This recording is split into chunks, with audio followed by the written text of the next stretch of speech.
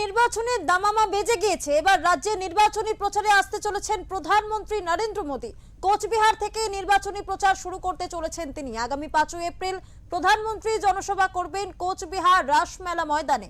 আর তার আগেই মাঠ পরিদর্শনে এসে পৌঁছালেন বিজেপির মঙ্গল পাণ্ডে, কৈলাস চৌধুরী সহ কেন্দ্রীয় পর্যটক মন্ত্রী গজেন্দ্র সিং, জেলা সভাপতি অভিজিৎ বর্মন ও রাজ্য নেতৃত্ব সহ অন্যান্যরা।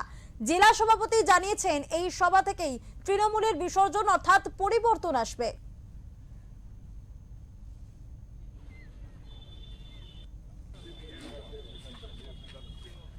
কুচবিহারে আসছেন প্রধানমন্ত্রী, আমাদের ভারতবর্ষের যশস্ব প্রধানমন্ত্রী মাননীয় নরেন্দ্র মোদীজি। তিনি 5 তারিখে কুচবিহারে তিনি পরিবর্তন সংকল্প সভা তিনি করবেন। দাদা, এই যে নির্বাচনের আগে প্রধানমন্ত্রীর জনসভা কতটা তাৎপর্যপূর্ণ বলে মনে হচ্ছে? সে তো বুঝতেই পারছেন যে এবারে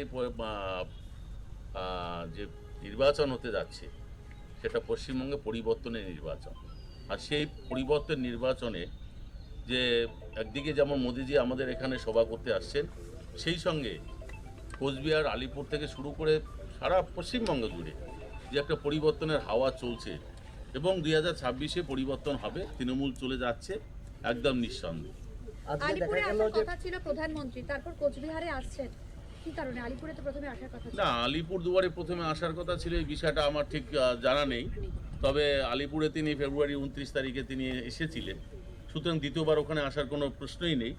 তো তিনি কোচবিহার থেকে প্রথমে শুরু করবেন এই নির্বাচনী প্রচারে, যেহেতু তিনি আসছেন, সভা করতে আসছেন, এবং কুচবিহার থেকে তিনি শুরু করবেন এবং কুচবিহার থেকেই ফার্স্ট তিনি এই সভার থেকে সংকল্প যে পরিবর্তন যে সংকল্প সভা করছেন, এই সংকল্প থেকেই আগামী 2026-এ এবং তৃণমূলের পরিবর্তন মানে বিদায় ঘণ্টা বাজবে এবং পরিবর্তন আসবে। তৃণমূল যাচ্ছে, বিজেপি আসছে।